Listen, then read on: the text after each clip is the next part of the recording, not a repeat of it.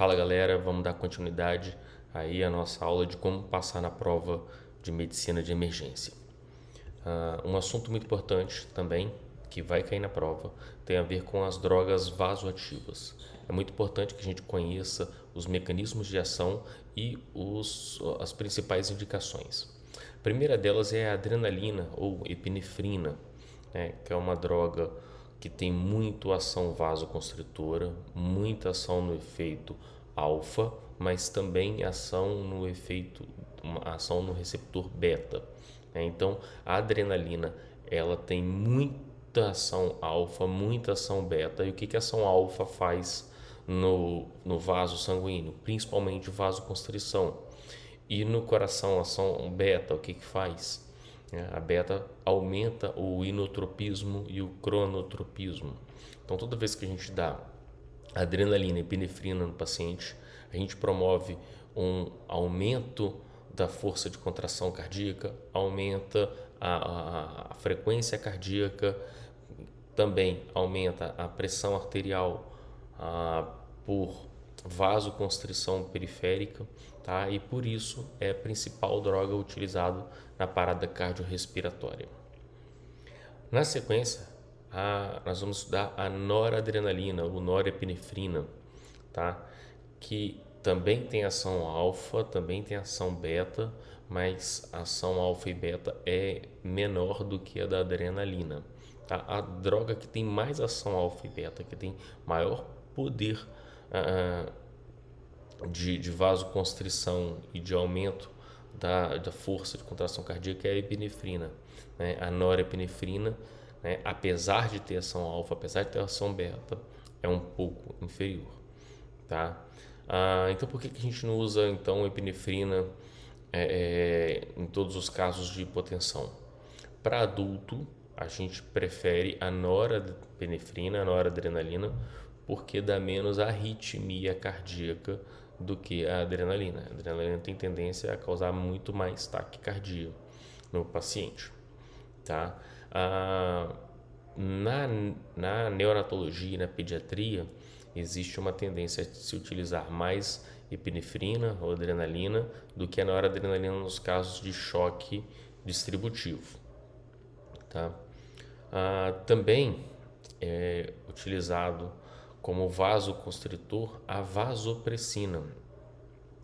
A vasopressina deve ser utilizada, né, nos casos de choque distributivo, principalmente choque séptico, quando a dose da noradrenalina, que é a droga de primeira escolha, ela for superior a 0,3 microgramas quilo minuto, mas ela deve ser utilizada sempre que a dose da noradrenalina for maior do que 0,5 microgramas quilo minuto, ou seja, eu posso iniciar a partir de 0,3 e devo iniciar a partir de 0,5 microgramas quilo minuto de noradrenalina, tá? Então a vasopressina é uma droga muito poderosa, um potente vasoconstritor, mas ele não tem ação no coração, ele tem ação somente nos vasos.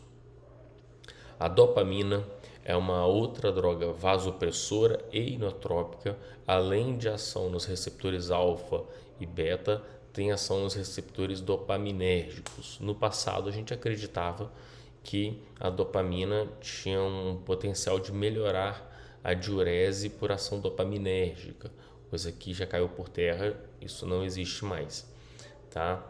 Então, uma possibilidade quando eu preciso melhorar o inotropismo e o cronotropismo e melhorar a pressão arterial por vasoconstrição, uma droga que eu posso utilizar é a dopamina, tá? Ainda falando dos inotrópicos, a dobutamina é a droga que tem mais efeito beta isolado, tá? Então a principal droga inotrópica é a dobutamina. Lembrando que a dopamina também tem efeito inotrópico, mas também tem um efeito vasopressor, tá? Então a grande diferença da dopamina, né, é que a dopamina nas doses iniciais ela tem uma tendência mais a ocupar os receptores beta, né? À medida que eu vou aumentando a dose da dopamina, a dose dependente, eu vou acoplando também os receptores alfa e o paciente tende a ter um aumento de pressão. Outra droga bastante utilizada que tem menos efeito taquicardizante com uma boa resposta inotrópica é o milrinone, tá? Não é uma droga que ainda é amplamente utilizada no Brasil, muito pelo custo, né? Mas é uma droga que tem menos efeitos colaterais do que a dobutamina e a dopamina, sendo que os dois podem levar a um ataque cardíaco. Enfim, o levosimendan, uma droga bastante utilizada nos pacientes com insuficiência cardíaca, que melhoram também a força de contração, tá? Mas ele tem uma indicação daqueles pacientes na fase mais aguda somente da insuficiência cardíaca. Com relação aos vasodilatadores, os dois principais são o nitroprussiato de sódio e a nitroglicerina, tá? Importante lembrar que o nitroprussiato de sódio ele tem ação tanto na pré-carga, age nos vasos venosos, quanto na pós-carga, age também nos vasos arteriais. Já a nitroglicerina, ela tem uma ação mais importante na pré-carga do paciente. Um diferencial é que a nitroglicerina, ela é vasodilatador coronariano. Toda vez que eu tenho um paciente que está um coronariopata, que sofreu um infarto, por exemplo, eu devo evitar o nitroprussiato de sódio. O nitroprussiato de sódio, por causar vasodilatação arterial, ele promove o roubo coronariano, tá? Então, preferencialmente, para esses pacientes, eu devo utilizar a nitroglicerina. Vamos lá para as questões. Abramed, o ano de 2022.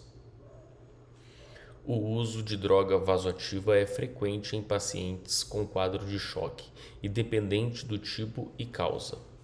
Das drogas mais usadas, temos como primeira escolha a noradrenalina. Apenas um tipo de choque não tem a noradrenalina como primeira escolha. Qual dos descritos abaixo é este choque? Então vamos lá. A noradrenalina é a principal, a gente já discutiu isso nos casos de choque, né? E aí tem aqui anafilático, choque séptico, choque hipovolêmico e choque hipovolêmico não hemorrágico. Hipovolêmico hemorrágico não. Então, tratando aqui de trás para frente. Na letra D, choque hipovolêmico não hemorrágico é repor basicamente fluidos. Hipovolêmico hemorrágico, a depender fluidos e sangue. No choque séptico, a gente já discutiu.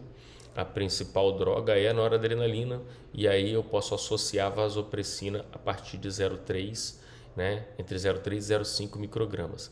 Mas no choque anafilático, a principal droga é a adrenalina. Então, qual dos descritos abaixo é esse choque, cuja primeira droga não é a noradrenalina? Joia? Abramed 2022 também. Sobre o choque cardiogênico, assinale a alternativa incorreta. O uso de vasodilatadores é possível no contexto para otimizar a pós-carga. A vasodilatação melhora o quadro clínico por diminuir o trabalho cardíaco. Certo.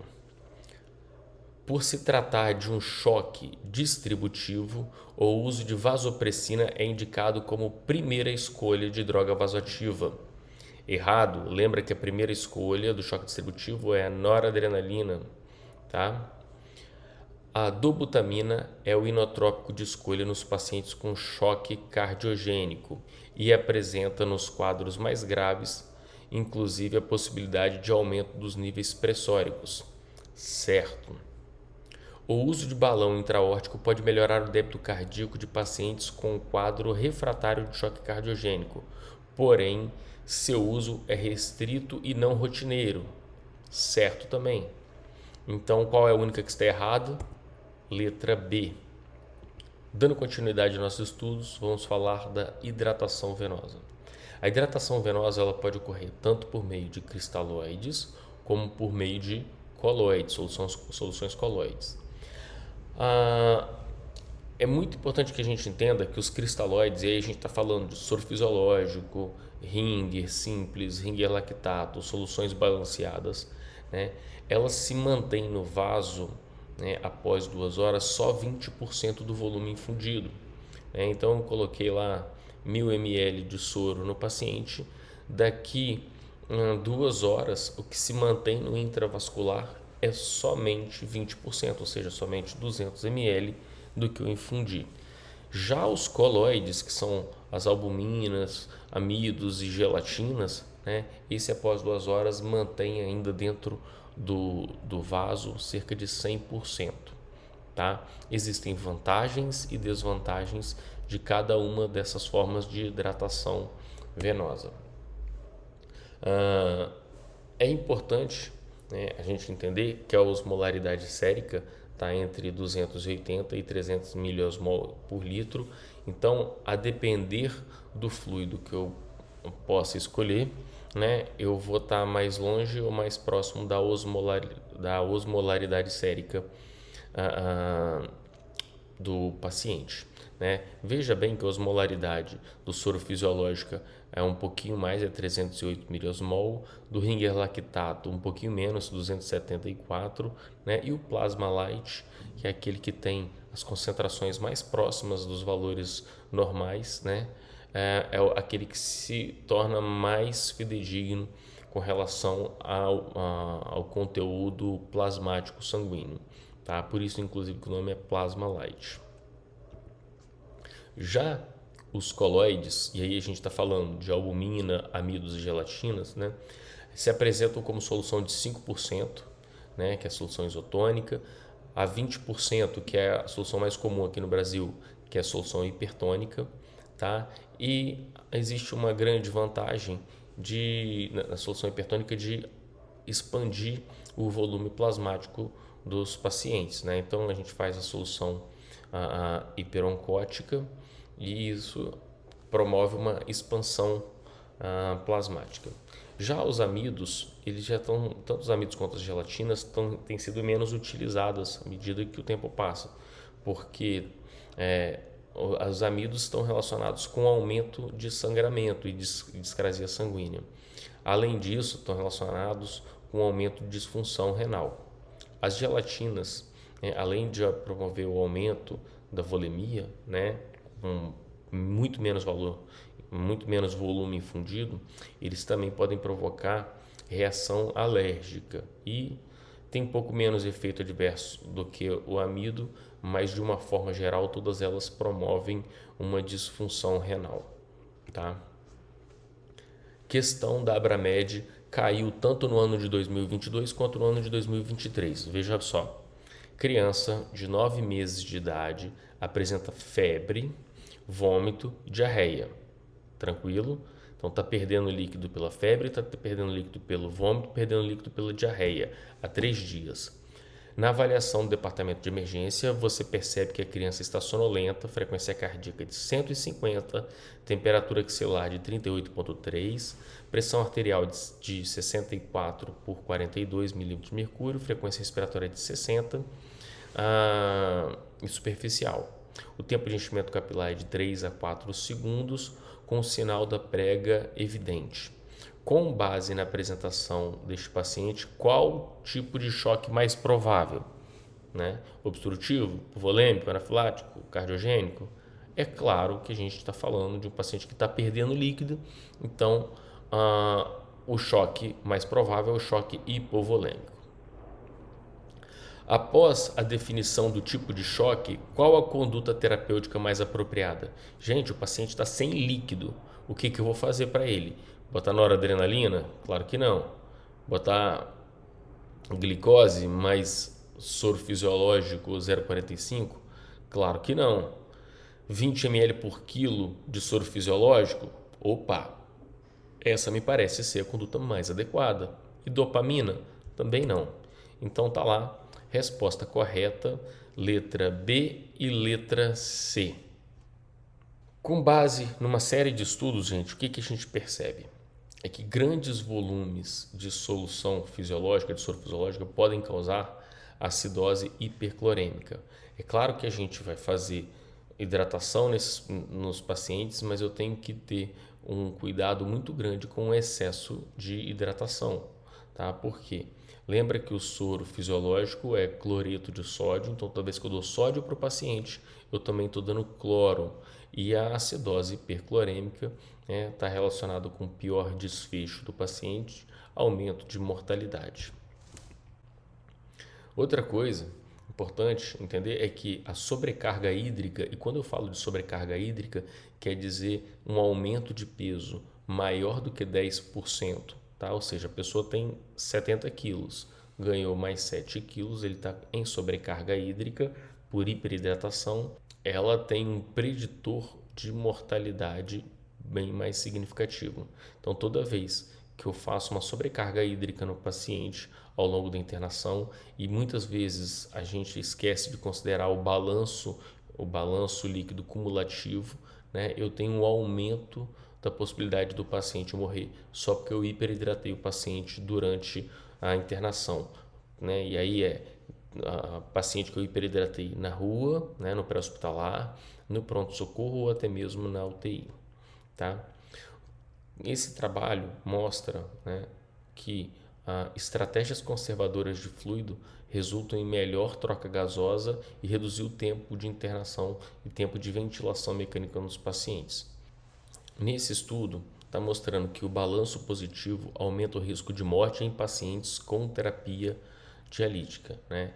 Então, olha só mais um estudo mostrando que o balanço cumulativo, né, o balanço positivo, ao longo aí da internação aumenta o risco de morte do paciente, né?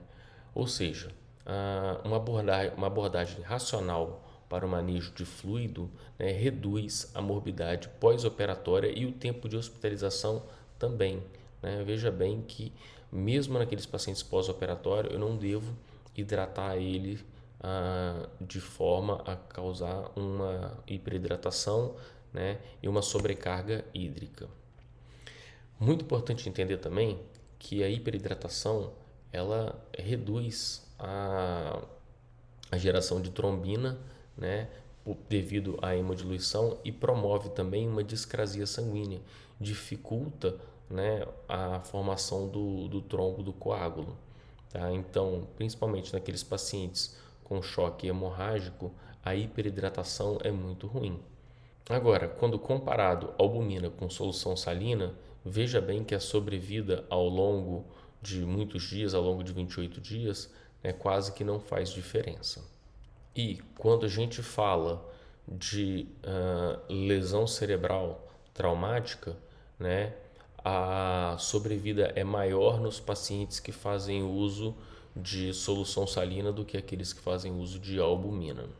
Nessa meta-análise, a gente pode observar que o uso de coloides aumenta a mortalidade em até 4%. Tá? Então, preferencialmente, a gente vai utilizar realmente a solução cristalóide. Essa é a melhor solução para se utilizar grande parte das vezes. O que fica para a gente de informação? Que balanço hídrico cumulativo positivo aumenta a mortalidade. Tá? Então, a hidratação ela precisa de ser guiada por metas. E a gente vai discutir mais à frente como que a gente vai monitorar a hidratação desse paciente. Com relação ao uso de hemoderivados, principalmente em transfusão maciça, o que tem hoje é a relação de 1:1 ou 1:1:1. Né? E aí o que a gente está falando de transfusão maciça?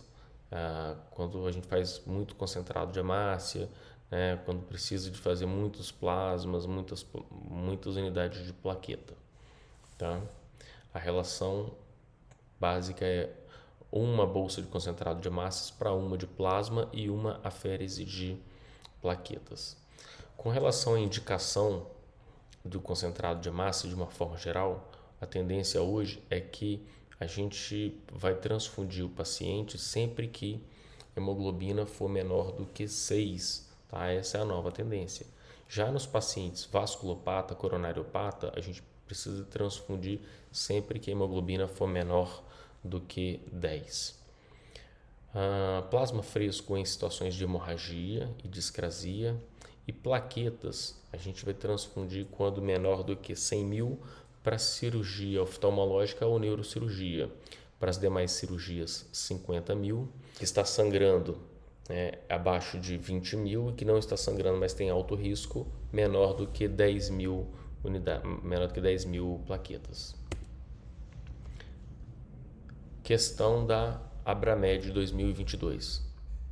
Paciente apresentando sangramento intenso devido a amputação traumática do membro inferior direito, trazido pelo atendimento pré-hospitalar, que já iniciou ringer lactato 1.500 ml em bolos endovenoso e aplicou torniquete no membro, mantendo hipotensão e outros sinais hemodinâmicos de choque, hipoperfusão tecidual, taquicardia e taquipneia. Qual das condutas abaixo seria a mais apropriada neste momento? Gente, não vamos cair em pegadinha de novo. Está perguntando qual das condutas abaixo é a mais apropriada. Administração de mais 1.000 ml de cristalóide. Administração de 500 ml de solução salina hipertônica, 3%. Transfusão de 3 bolsas de concentrado de hemácias. Transfusão de hemocomponentes na proporção de 1 para 1 para 1, concentrado de hemácia, plasma e plaquetas. Então, vamos ver aqui mais para frente. Imagina que esse paciente está com hipotensão, hipoperfusão tecidual, taquicardia e taquipneia, como descrito no enunciado. Esse paciente encaixa-se na classe de choque 3. É um paciente que já perdeu bastante líquido. Imagina só que ele só começa a fazer hipotensão lá a partir da classe 3. Então, no mínimo, esse paciente é classe 3. Se ele é classe 3, além do cristalóide, eu preciso de fazer sangue. Resposta D é a resposta correta.